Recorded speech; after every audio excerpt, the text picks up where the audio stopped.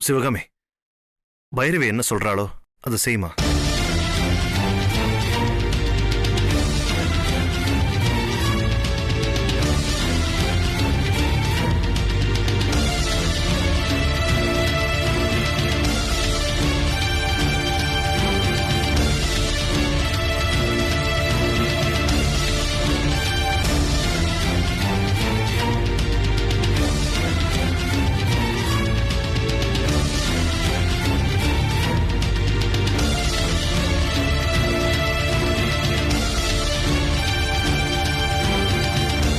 வாங்கிக்கப்பா. வாங்கிக்க விஸ்வா.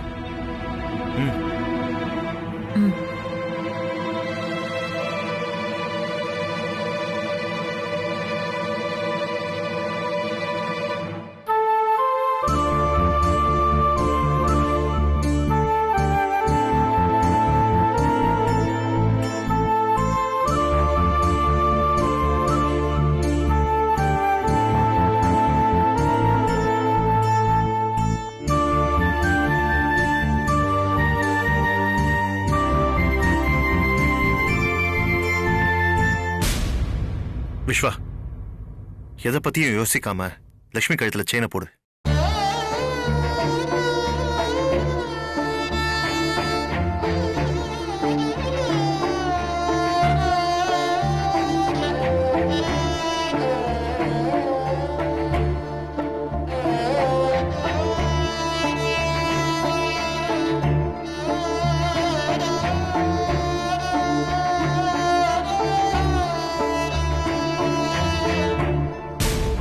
பாத்தியா சத்தியவதி, ராஜராஜன் சொல்லியும் இந்த விஸ்வா குத்து கல்லாட்டம் நிக்கிறத பாரு.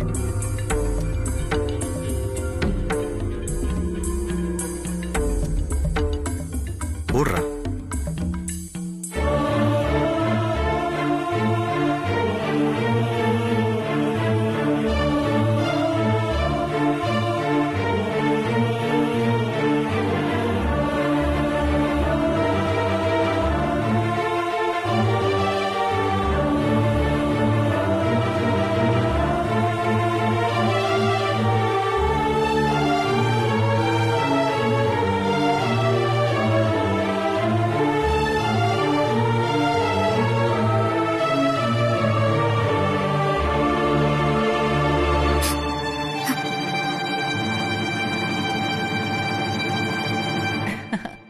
லக்ஷ்மி, நீயும் விஸ்வாவும் அவங்க கால்ல விழுந்து ஆசீர்வாதம் வாங்கிக்கங்க. சரிங்க போங்க. அத்தை. போ போ விஸ்வா. நல்லா இருங்கப்பா. நல்லா இருமா. ரொம்ப சந்தோஷம் சிவகாமி. இப்பதான் எனக்கு நிம்மதியா இருக்கு. இனி என் புள்ள கல்யாணம் நல்லபடியா நடக்கும்.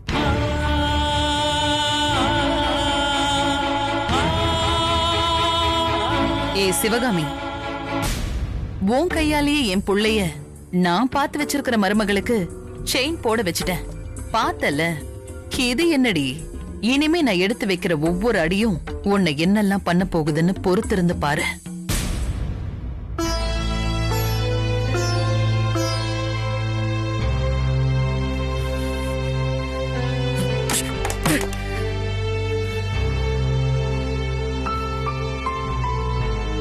விஸ்வா, என்னடா இது? நான் பண்ண தப்புக்கு தண்டனை போதுமா? இப்ப என்ன ஆயிடுச்சுன்னு இவ்ளோ கோவம் உனக்கு? எல்லாமே தெரிஞ்சும் எப்படிப்பா உங்களால மட்டும் நடிக்க முடியுது? என்னால முடியல. போலியான சிரிப்பு, போலியான பாசம், இதெல்லாம் என்னால ஏத்துக்க முடியலப்பா. இப்ப என்ன பண்ணணுங்கிற? என்னப்பா இப்படி கேக்குறீங்க? துளசி தான் என் உயிர்னு அம்மாவுக்கு நல்லாவே தெரியும்.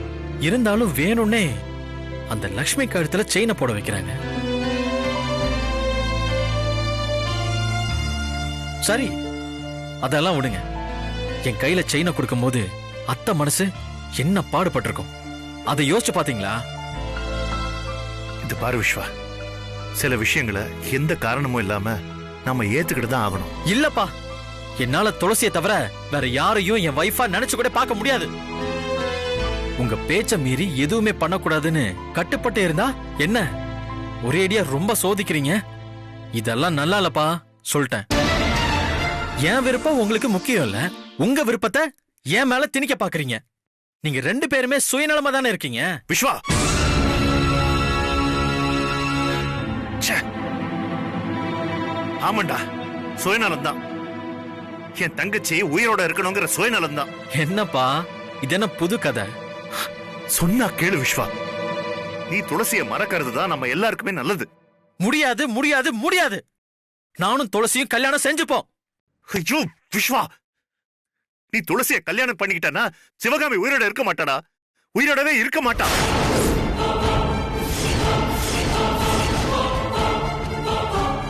ஆமாண்டா, நீயும் துளசிய ஒண்ணு சேர்ந்தா பொண்ணோட அம்மாவோட உயிருக்கு ஆபத்துன்னு உங்க 2 பேரோட ஜாதகத்தை பார்த்த ஜோசியர் சொல்லியிருக்காருடா.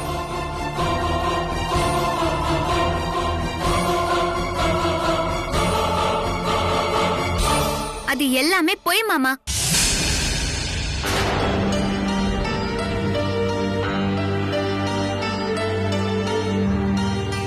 ஆமா மாமா, அந்த ஜோசியர் உங்ககிட்ட சொன்ன விஷயம் எல்லாமே பொய்.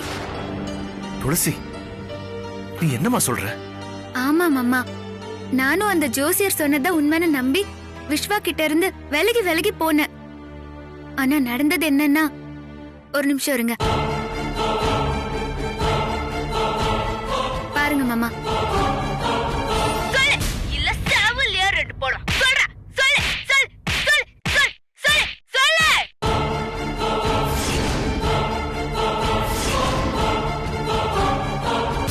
பைரவி அம்மா தான் காசு கொடுத்து அப்படி சொல்ல சொன்னாங்கம்மா.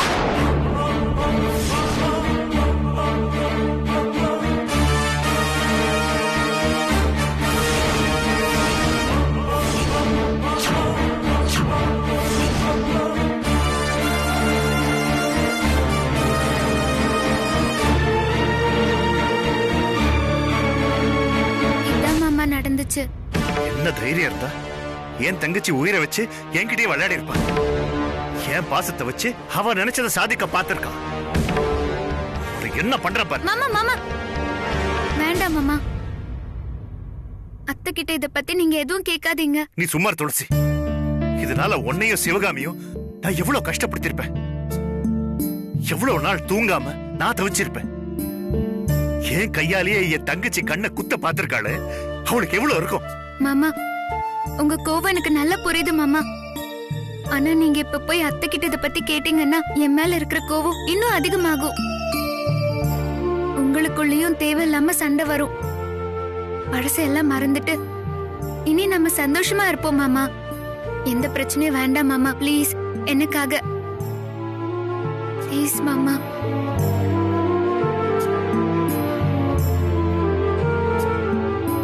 நம்ம 2 குடும்பத்து மேல இருந்த பாசத்தினாலதான் நான் கொஞ்சம் அத்துமீறி உங்ககிட்ட நடந்துகிட்டேன். என் மேல ஏதாவது தப்பு இருந்தா என்ன அடிங்க மாமா, விஸ்வவை அடிக்காதீங்க ப்ளீஸ். துளசி, உன்னை போய் நான் எப்படி அடிப்பேன்? ஏன் மாமா, நான் உங்க தங்கச்சி பொண்ணுங்கிறதுனாலயா? மாமா, இதுவே நான் உங்க பொண்ணா இருந்திருந்தா என்ன நீங்க அடிச்சு கண்டிச்சிருப்பீங்கல்ல.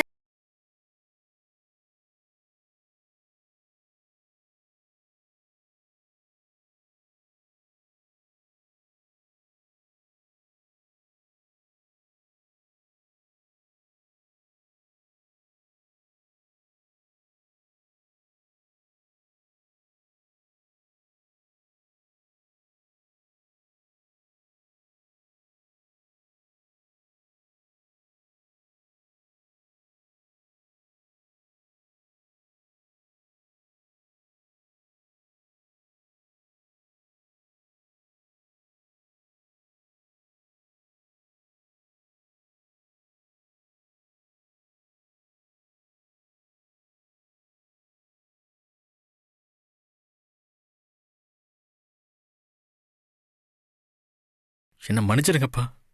டே விஸ்வா, துளசி, நீங்க 2 பேருமே எந்த தப்புமே செய்யல. நீங்க 2 பேருமே என்னதான் மன்னிக்கணும். நான் தான் உங்க 2 பேரையும் ரொம்ப காயப்படுத்திட்டேன். அப்பா என்னப்பா நீங்க? உங்க நிலைமையில நாங்க இருந்திருந்தாலும் இததான்ப்பா பண்ணிருப்போம். நீங்க எங்களை புரிஞ்சுக்கும் போது கண்டிப்பா நாங்க உங்களை புரிஞ்சுப்போம்ப்பா. ஆமா மாமா. ஏய்,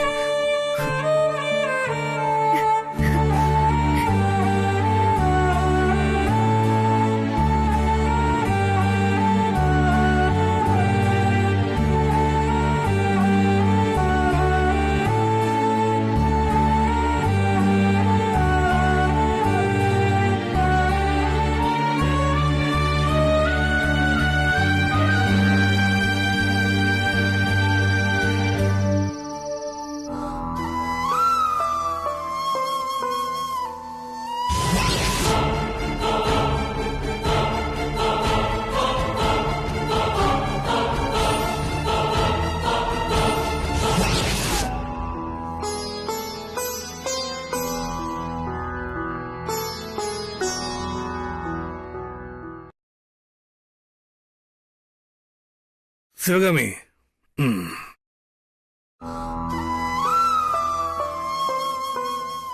சிவகாமி,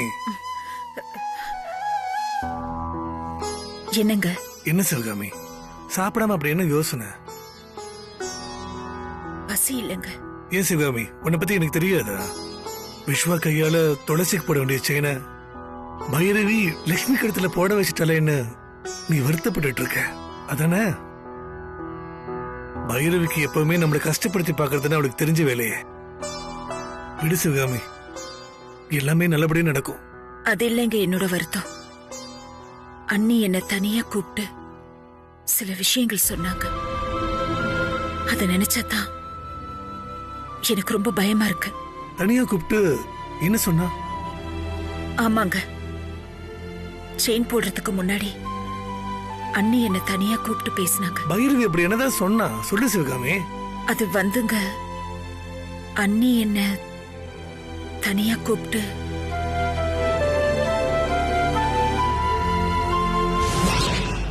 வாங்க. நீ விட்டு வா. சிவகாமி, ஒரு நிமிஷம் என் கூட வாயேன். என்ன பைரவி, சிவகாமி எங்க தனியா கூப்பிடுற? ஐயோ சாமி, உங்க தங்கச்சியை நான் ஒண்ணும் பண்ணிட மாட்டேன். இது பொம்பளைங்க சமாச்சாரம். நீங்க உங்க வேலையை மட்டும் பாக்குறீங்களா? என்ன கமிஷனர் சார், உங்க தங்கச்சியை நான் கூட்டிட்டு போலாமா? சாரி மேடம், தெரியாம கேட்டுட்டேன். நீங்க தாராளமா கூட்டிட்டு போலாம். சரி வா சிவகாமி, வா.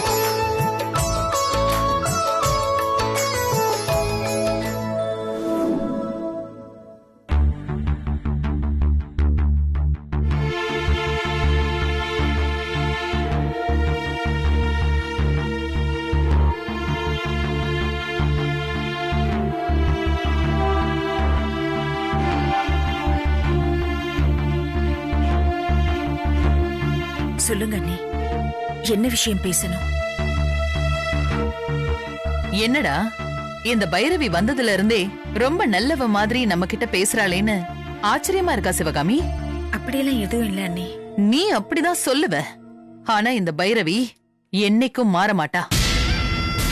நான் உன் கூட சேர்ந்து சந்தோஷமா, அதுவும் ஏன் வீட்ல உன் கல்யாண நாளை கொண்டாட வர சொன்னேன்னு நினைச்சியா? என்ன பாக்குற? அன்னைக்கு விஸ்வாவுக்கும் லக்ஷ்மிக்கும் நடக்க இருந்த நிச்சயம் கடைசி நேரத்துல அந்த ராட்சசி, அதான் உன் பொண்ணு துளசியால நின்னு போயிடுச்சு. அதுக்கு பழி வாங்கதான் உங்க கல்யாண நாள் செலிப்ரேஷன், இந்த விருந்து எல்லாமே. என்ன சொல்றீங்க? எனக்கு ஒன்னும் புரியல. எனக்கு உன்னை பிடிக்காது, சுத்தமா பிடிக்காது. கல்யாணம் ஆகி நான் வந்ததுல இருந்து என் புருஷன் தங்கச்சி தங்கச்சின்னு உன்னை பத்தியே பேசிக்கிட்டு உன் மேலேயே பாசமா இருந்தா, நான் இல்ல எந்த பொண்ணுக்கா இருந்தாலும் பிடிக்காம தான் போகும். ஒரு தங்கச்சிங்கிற முறையில தானே அண்ணன் என் மேல பாசம் காட்டினாரு. அதுல என்ன அண்ணி தப்பு இருக்கு? தப்பு தாண்டி. என்னை விட என் புருஷன் உன் மேல பாசம் காட்டினது தப்புதான். உன்னையே பிடிக்காதுன்னு சொல்றவன் நான். உன் வயித்துல பிறந்த துளசியை எப்படி ஏன் மருமகளாக்குவேன்? அண்ணி, எது என்னவோ, இந்த ஜென்மத்துல துளசி என் மருமகள ஆகவே முடியாது. அதனால பகல் கனவு காணாம ஒழுங்கா ஒரு நல்ல பையனா பார்த்து துளசிக்கு கல்யாணத்தை முடிச்சிரு. அதுதான் நம்ம எல்லாருக்குமே நல்லது. நானும் என் புள்ள விஸ்வாவுக்கு ஏன் இஷ்டப்படி லக்ஷ்மிய கட்டி வைப்பேன். எனக்கு உன்னை இங்க வர வச்சது உன் பேச்ச நான் கேட்க இல்ல, என் பேச்ச நீ கேட்கதான். ஒழுங்கு மரியாதையா நான் சொன்னதை மனசுல வச்சுக்கிட்டு நடந்தா நம்ம எல்லாருக்குமே நல்லது. இல்ல நான் எந்த எல்லைக்கும் போவேன், அது உனக்கும் தெரியும். பார்த்து பக்குவமா நடந்துக்கோ. புரியுதா? வா.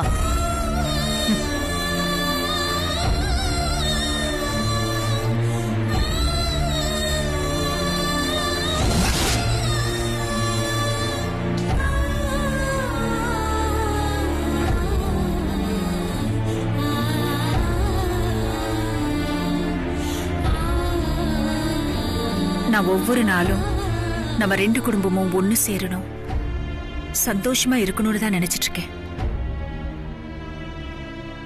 இவ்வளவு நாளும் நாம இதுக்காகத்தானே இவ்வளவு கஷ்டத்தையும் தாங்கிட்டு இருக்கோம். அன்னிக்காக விட்டு கொடுத்து ஒவ்வொரு தடவையும் எதுவுமே பேசாம அமைதியா தானே வந்துட்டு இருக்கோம். ஆனா அவங்களுக்கு நம்மள பார்த்தாலே பிடிக்க மாட்டேங்குது. அதுதான் ஏன்னு தெரியலங்க. எல்லாத்துக்கும் ஒரு நேரம் வரும் சிவகாமி. அந்த நேரம் வரும்போது தானா எல்லாமே நடக்கும். நீ வருத்தப்படாத.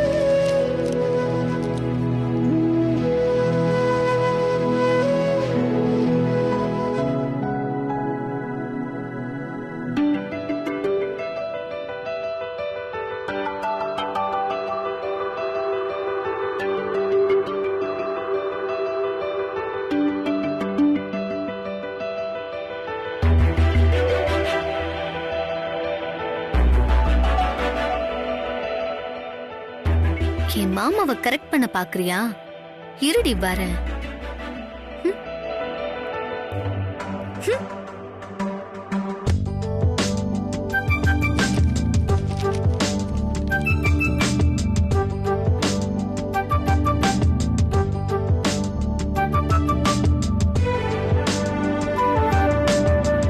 ஏய் துளசி,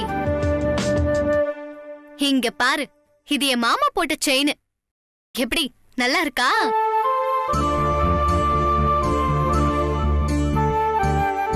அமைதியா இருந்தா விட்டுருவோமா?